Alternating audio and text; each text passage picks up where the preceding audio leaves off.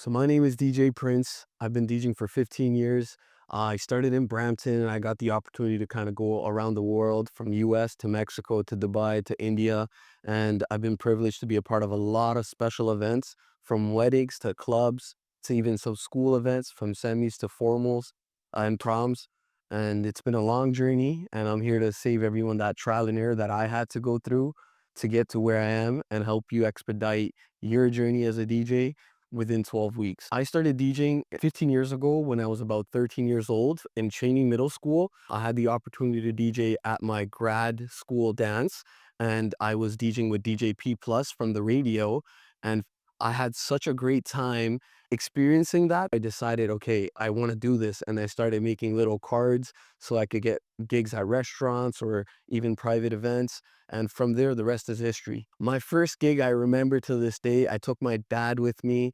I spent about $100 on renting everything on top of all the stuff that my dad had already bought me. And I charged only $50 because I didn't know any better. No one taught me what the industry rates are. So I started as low as 50. And in fact, that day I made no profit. I was actually negative because my cost was more than what I charged.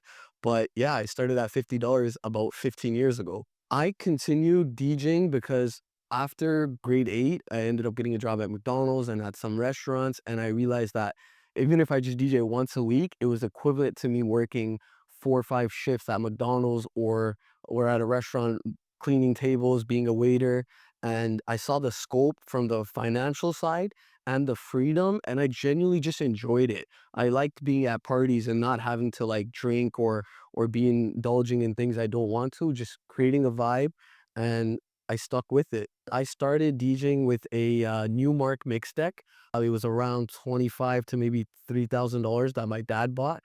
But throughout the years, I had to kind of figure out what controller is best for mobile events. So from the Newmark mix deck, I went to a DDJ SX, then to an SZ, and then CDJs. I got to experiment and I had to kind of slowly buy all these things to kind of see what is the best fit for me as a mobile DJ. And I also wanted to be a DJ who kind of knows how to use any controller. Doesn't matter what I'm given, I'm able to execute my performance.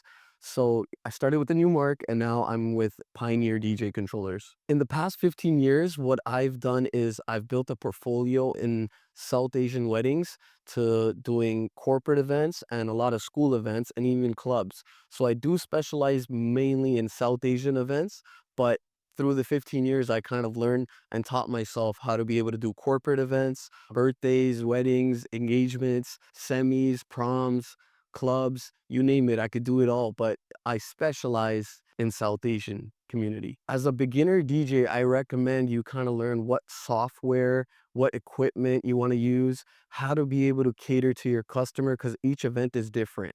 And it kind of comes down to what kind of event DJ do you want to be? Do you want to be someone who's DJing at schools and playing clean music, someone who's doing weddings and knows how to deal with itineraries, or someone who's at a club who knows how to build the vibe from a low point at 10 p.m. and take it all the way to a high level around the 1 a.m. mark and finish off strong at 2 a.m. It really depends on what your ultimate goal is. And as a beginner DJ, pick the right software, pick the right equipment, and pick a niche to focus on and specialize in. Preparing a DJ set is hard and easy at the same time. It all kind of varies on the type of event you're about to do. So if you're about to do a wedding, you kind of base it off the itinerary that the customer provides you. Whether it's, hey, we have a cocktail hour, we're going to have some performances, we have some ceremony parts, or it's the dance floor. And you don't want to be a DJ who just strictly only plays bangers because you got to take them on a journey throughout the night. If you're there for 6 to 8 hours, you are limited to playing bangers throughout the night. You have to take them on that journey, have some low points, high points, so they could experience and have a tasteful event. DJing in person is more so based off the crowd that you have in front of you. So you got to learn how to read the crowd. And DJing in person is about taking them on a journey from the low points to high points, whereas in online, you're not really doing it in front of a crowd. So it's more so of what you're trying to showcase to your audience. Online, you could have a theme and you stick to that theme, whereas in person, maybe you have to go through multiple genres to get the crowd continuously on the dance floor. So it all varies between the two. You can start DJing at Live DJ Academy, where we will teach you in 12 weeks. Your first few events are going to come through referrals from your family members, maybe your friends, and it all kind of comes down to not being picky in the beginning and trying to get whatever event you could get, whether it's a truck party, a birthday, a baby shower, a school event, maybe opening for a bigger DJ at a club or at a wedding.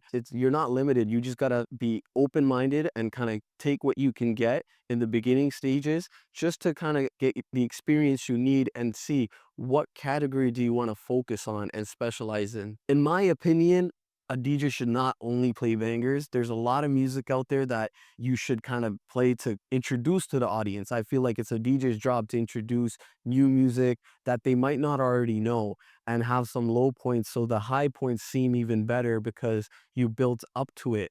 DJing is not about this or being like this. It's about waves, starting at a low point and building it all the way to the highest point throughout the night. An example would be hits from like certain movies that are trending and kind of build your way up to like the top 100 songs, whatever they may be in any genre. But you do not want to start off with the top 100s. You want to kind of build your way up to there. Being a South Asian DJ is actually great because I get to experience so many different types of events. As many people know, Indian weddings have so many events leading up to the wedding reception, from like their jago, maya, engagement, and all the pre-events up until the reception. And essentially, it keeps it interesting. There's so many different things you get to experience, from the great food to the great outfits to the great music. And especially as everyone knows now, 2025, we have some of the biggest Punjabi heavy hitter songs out there. It's cool to see that now Punjabi music, South Asian community has hip hop, house,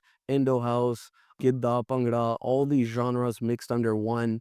And it's been a journey, like experiencing all that, and it's kept it interesting for me. I don't have one favorite artist. I honestly, I love music from everyone. I could give you the top three off top of my head: Sidhu, Karan, and Diljit. So the myth is that to be a successful DJ, you have to be full-time. You do not.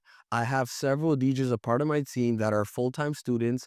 Even myself, throughout my 15 years of being a DJ, I, in between, went to Ryerson for business management. I owned a trucking company. I even did real estate because DJing essentially is seasonal, and your goal is to have a limited amount of events during, let's say, the summer season. So you have 6 months to be working as a DJ and 6 months to do other ventures or study or focus on other aspects of your life. And it does not need to be full time. For me, the startup costs were significant because when I started, I had to purchase so many Windows laptops, so many different controllers to find the right one until before I got my Macs. So it added up to, like, when I first started, I had to spend around the $10,000 to $15,000 mark. And that was a significant amount because at the age of 13, that funding came from my father. Whereas now you can get a controller for less than 3,000 and get another Mac brand new for maybe three, if not used for less than 1,000.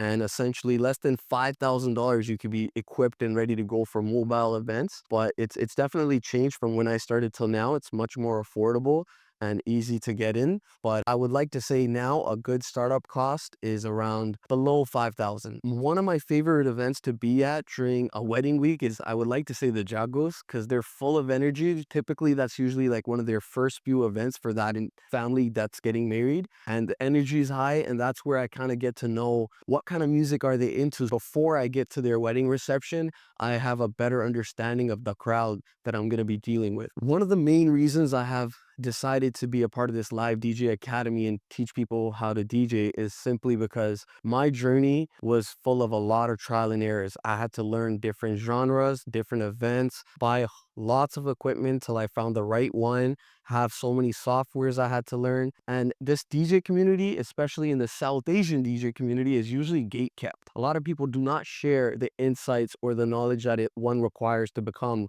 a successful DJ. And I started at the age of 13, and I feel like anyone else around that age trying to learn should have access to someone who could save them time, energy, and money and prevent them for having such a long journey to reach a certain point. If a course like this existed while I was in school, I would have taken it, and that would have given me the confidence and would have helped me discover if I really wanted to do this, and probably would have saved me some money from having to go to business management because I did spend a few years out of my 15-year journey being unsure if this is what I really wanted to do and if this was the route that I was going to take. So if this was a program incorporated in schools, you would kind of get to discover earlier on and explore this earlier on at a low cost and see, is this the route you want to take, or is there another career that you want to be involved in?